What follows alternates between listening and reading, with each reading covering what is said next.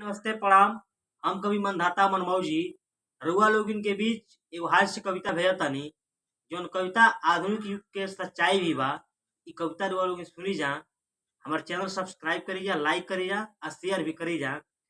चलिए आज शुरू करतनी। नया नया लोग भइल, नया नया लोग भइल, नया जमाना आइल बा। नया नया लोग भइल, नया जमाना आइल बा। जेकरा लगे रुपया भइल उहे पंच कहाइल बा, उहे पंच कहाइल बा। धन बढ़ल त मान बढ़ल, मगर उ भइले मंगल काका। धन बढ़ल त मान बढ़ल, मगर उ भइले मंगल काका। जेकरा के केहू पूछे न कबो, ओकरा दुआरा सभे केहू जाता। धन बढ़ल त मान बढ़ल, मगर उ भइले मंगल काका। जेकरा के केहू पूछे न कबो, ओकरा दुआरा सभे केहू जाता।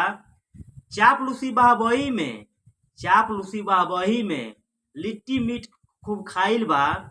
चापलूसी बहबही में लिट्टी बुट्टी खूब खाइल बा। जेकरा लगे रुपया भइल उहे पंच कहाइल बा। जेकरा लगे रुपया भइल उहे पंच कहाइल बा। जय हिंद, जय भारत।